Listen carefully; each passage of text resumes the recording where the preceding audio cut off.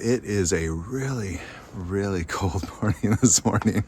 And we're doing a little turkey hunting. You can see the mist off the river down there. But it is cold and the sun has not quite popped up yet, but it's on its way up. And I'm going to do a little turkey bow hunting. There's a valley kind of over here. I'm going to go to the entrance of this valley, probably up the hill up here. And I've seen them go down there a few times. So I'm just going to go down there and sit probably for an hour or so. And I know I'm not completely camouflaged, but I've honestly been out of the hunting game for about a month now. I've been working with the remnant in Europe. I can't wait to share that with you. Those of you who consider yourselves the remnant, just fascinating what's going on in other parts of the world. How God is uniting the remnant. But this series, hunting and fishing through the book of Matthew, has really been quite amazing. We're still early on. We're at that part where Jesus is born. So what we're going to do is we're going to turkey hunt. And at some point, just when I have gotten a turkey or I've missed a turkey or I've just kind of blown my cover or an hour or so has gone by, we're going to stop and we're going to continue on through the book of Matthew. I believe God has me hunting and fishing through this book because his creation it just screams the word and creation all come together, and they scream out the glory of the Lord. And it's really just an awesome time to be out in the wilderness, whether I get something or not. As you've probably seen if you watch this series, most of the time I don't, but that's what hunting's about. I guess that's why they call it hunting and not catching, or finding. So anyhow, I'm going to get out there. We're at that spot in Matthew where the wise men come from the east, and I think it's incredibly important to talk about who these men are and how they actually knew about Jesus and the star. I've heard people make a lot of assumptions, but I've never actually heard anybody point towards exactly why they were there and how they knew, and that's what we're going to focus on today. I can say that I had a friend staying at my cabin down here, and he said he thought it was really cool because a big flock of turkeys ran by, and they do. 3 times I've seen about 50 turkeys just run on by, and I've seen them go down in that valley, so that's where I'm going to head this morning. So we're going to get on with this turkey hunt. I'm just going to use a bow on this one, and see you on the other side of the hunt.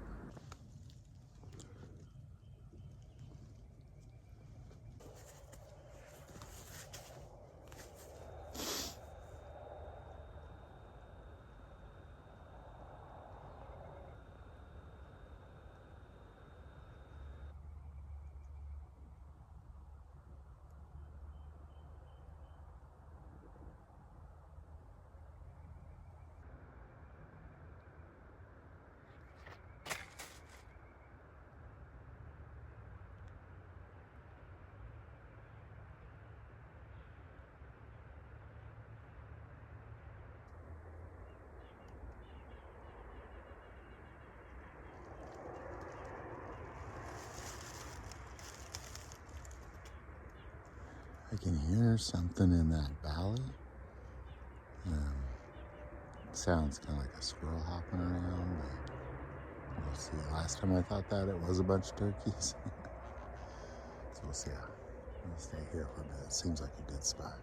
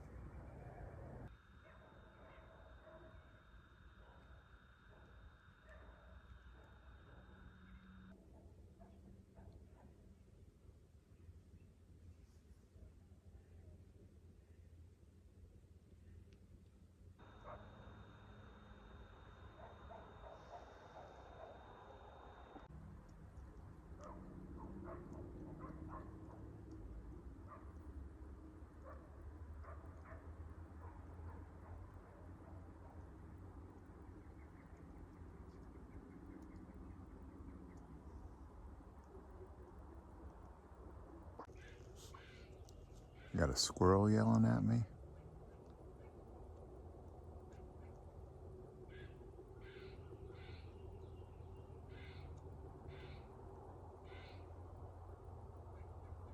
Like he's worn in the woods.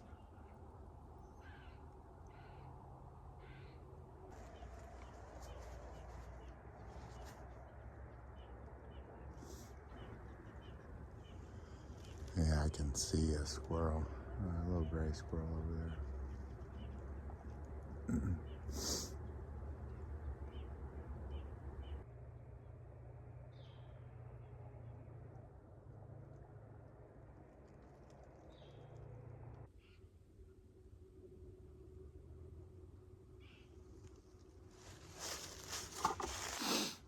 Generally, I'd say my cover's blown. But the last time I saw these turkeys, they didn't seem to care I was here. Like they just there were so many of them. So I really don't think they're around. I haven't heard or seen any sign of them. And they came through here about this time from up over the ridge and then down into this valley below me. So I'm gonna stay here. I don't think they're around, but they could just come through all of a sudden. So I'm gonna keep on, try to get that squirrel to quit yelling at me by just being still and quiet for a bit.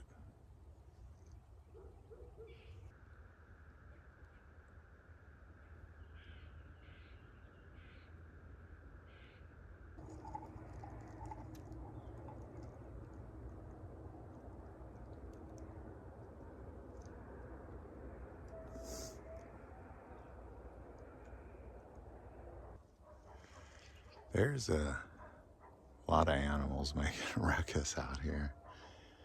It's funny how roosters and dogs and squirrels.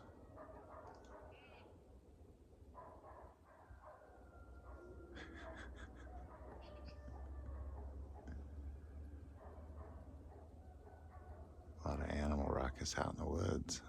Kind of strange. Normally it's really quiet.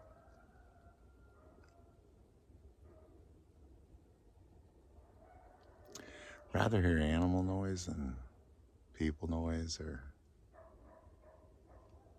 machines. Or there was some machine leveling the road yesterday, just every time backed up, beeping and scraping the ground. I thought,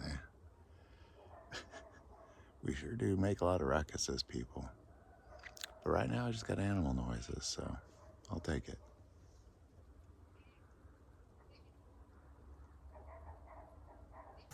All right, I'm gonna go ahead and get going. A lot of animal ruckus out here.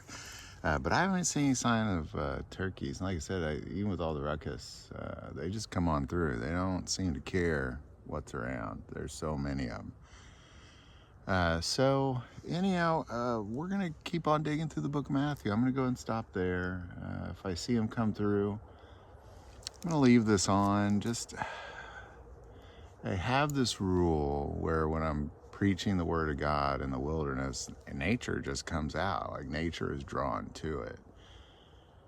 And I have this rule that if something that I'm hunting comes out while I'm speaking the words of God,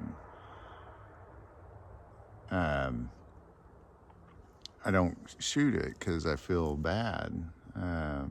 But somebody had mentioned in the comments, a couple people did, that maybe that's God bringing it to you, and so I've been praying about it. I'm just going to play it out. If a bunch of turkeys come by, I think I'm just going to go ahead and get one. Maybe that's God just bringing them to me, and I believe there's a lot to that as well. So, hey, where we are in the book of Matthew is, man, we've been doing this for a long time. We started with spring squirrel hunting, and we're just now in Matthew 2, verse 1. Now after Jesus was born in Bethlehem of Judea in the days of Herod the king, behold, wise men from the east came to Jerusalem, saying, where is he who has been born King of the Jews? For we have seen his star in the east and have come to worship him. All right, I'm going to pause there because there's been a lot of speculation about who these are, wise men are, where they came from, how they know, what star are they talking about. And what I believe they are, and I'm going to show you why I believe this, where they're from and who they are, is they're Parthians. They're from the Parthian Empire. But let's start with the star that they're referring to. You can see in Numbers 24:17. Now, this is Balaam's fourth prophecy, and Balaam is a prophet during the days of Numbers, during the times of following Exodus. And it says this in 24:15. Then he took up his oracle and said, the utterance of Balaam, the son of Beor, the utterance of the man whose eyes are opened, the utterance of him who hears the words of God and knows the knowledge of the Most High, who sees the vision of the Almighty, who falls down with eyes wide open. I see him, but not now. Behold him, but not near. A star shall come out of Jacob. A scepter shall rise out of Israel, and batter the brow of Moab, and destroy all the sons of tumult. And then Jeremiah 48 has a very similar prophecy. So they're looking for the star. They would have been, here's what we know about them. They're astrologers for sure. Because nobody else came, they were astrologers, but how did they know that, oh, here's this new star, this is something that represents the King of the Jews? Well, how did they know that? Well, you kind of have to really go back to where they came from, and again, I'm going to share, starting now, I guess, why they're Parthians. Is the Parthian Empire really goes all the way back. Well, they conquered at the time that Jesus was born. The Parthians previously had conquered and controlled, at the time Jesus was born, Media, Mesopotamia, Assyria, and they were really part of what some might call the Archimedes. These are the descendants. The Parni tribe. Okay, the Parni tribe, which conquered Mesopotamia previous to Jesus' birth. They established the Parthian Empire. And the Parni tribe claimed to be descendants of the Achaemenid Empire. This is a dynasty of Persian kings. Now, who are these Persian kings that they claim to be descendants of? Well, Cyrus being the first of the Achaemenid dynasty. He was the very first. Let's go to Daniel first, because Daniel was part of the Jews who were taken. Daniel was part of the Jews who were taken out of Israel by the Babylonians and led off into captivity by the Babylonians. And Daniel was held at high esteem, and he was promoted high in the courts. And there was a moment in time where the king had a dream, and he made this declare. Daniel 2, starting verse 1. Now in the second year of Nebuchadnezzar's reign, Nebuchadnezzar had dreams, and his spirit was so troubled that his sleep left him. Then the king gave the command to call the magicians, the astrologers, the sorcerers, and the Chaldeans to tell the king his dreams. So they came and stood before the king. All right, so I'm going to repeat who he just called. This is very important. So he called the magicians, the astrologers, the sorcerers, and the Chaldeans to tell him the dream. Now, I'm not going to get into what the dream was or, what happened with Daniel and all, but these are who were his right-hand men. These were astrologers, these were sorcerers, these were Chaldeans, and they were the Magi. The Magi is who these people were. And they were held at high esteem. They were the right-hand men of the king. And when Cyrus conquered Babylon, he took Daniel and these other magi, and he didn't just dominate the Persian or the Babylonians. He incorporated them into his kingdom with who they were, into his empire. And Cyrus played a huge role in this, and we know this to be so because when we go to Ezra, at this point, what is happening is now he is releasing the Jews so they can go back to build Jerusalem, to build the wall around Jerusalem. And it says this in Ezra 1, "Now in the first year of Cyrus, king of Persia, that the word of the Lord spoken by the mouth of Jeremiah might be fulfilled, the Lord stirred up the spirit of Cyrus, the king of Persia, so that he made a proclamation throughout all of his kingdom and also put it in writing." So here what Cyrus does is he releases the Jews.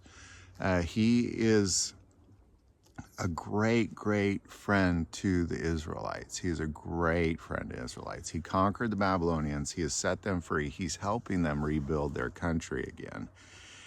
And in the meantime, he's incorporating Daniel, the other wise men from Israel, as well as the Magi, the Chaldeans. He's incorporating all these people into his kingdom. And he's doing this essentially, I believe, because God's having him do it, because it was prophesied he would do it. But he's a great friend of the Israelites. We know that to be so. Now, here's an interesting thing. So we have Cyrus the Great. He ruled from 559 to 530, and this would have been during Daniel's time.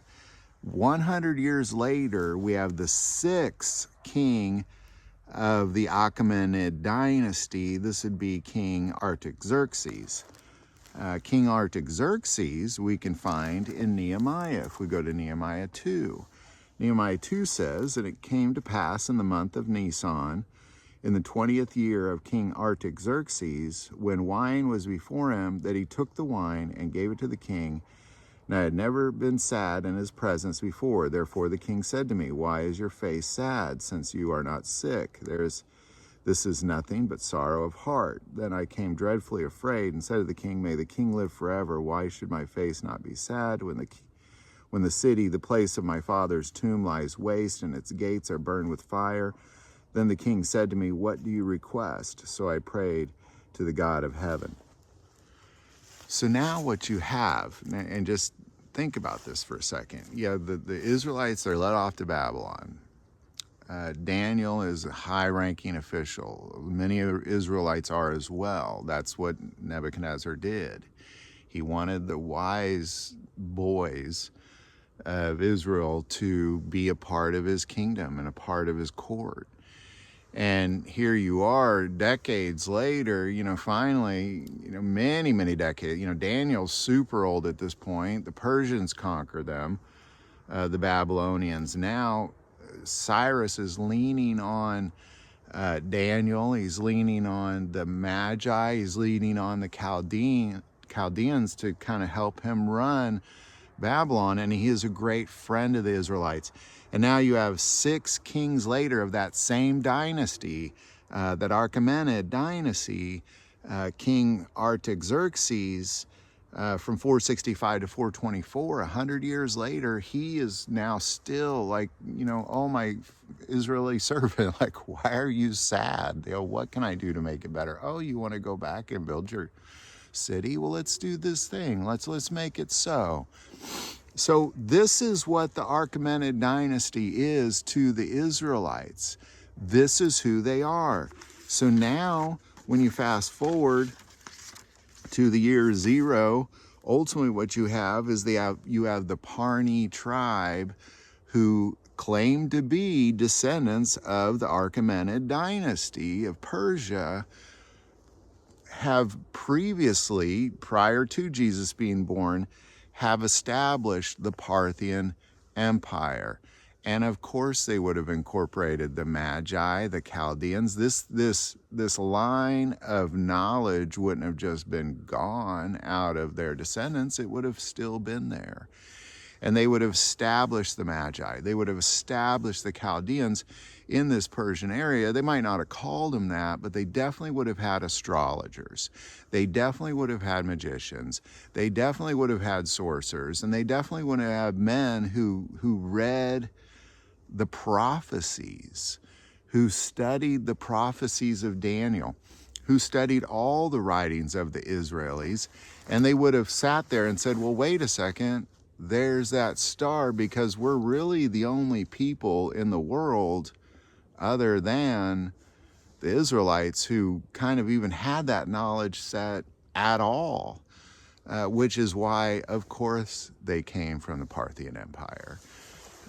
They would have had to. There wouldn't have been any really other option. A group of men, Magi, who understood the prophecies of Israel from the east, it could have only been the Parthians. That's because they are descendants of King Cyrus.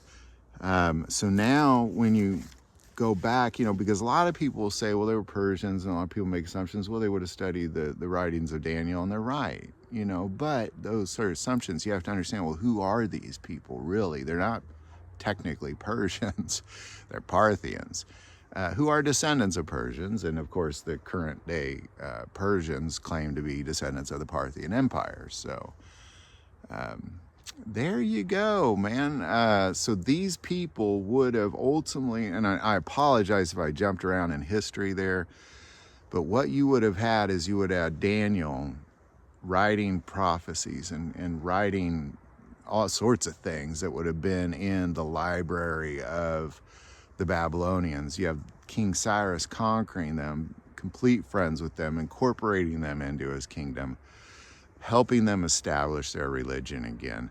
All these writings would have been passed down from Cyrus all the way to, you get into the 6th generation, and he ultimately had about, I don't recall when I did this research, but I think you have about 12 generations of this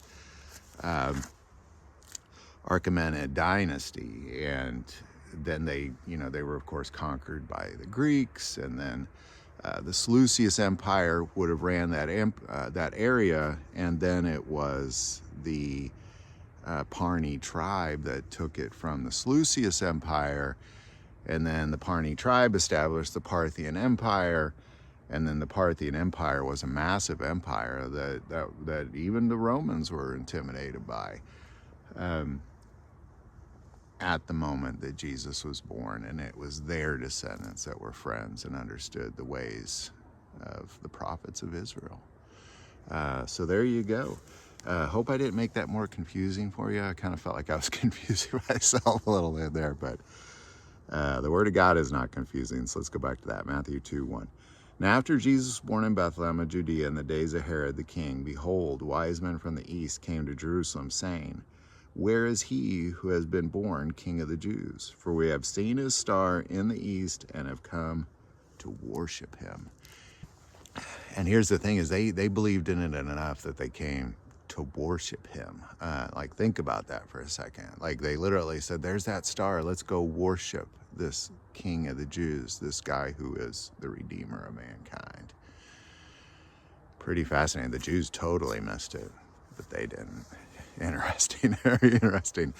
And I think that also shows, when we went through the lineage of Jesus Christ, that, went through a lot of the history, of course, all the history of the Israelites, but there's this moment in time, like they were at their peak at Jeremiah and Daniel, and they had so much wisdom, and all that writing would have been in the Parthian Empire, not necessarily in Israel. These people came up from the rubble, rebuilding their nation, and then they're just dominated by the Romans at this point. They're first the Greeks, then the Seleucids, and the Romans. So there you go, man. Any thoughts or insight on this?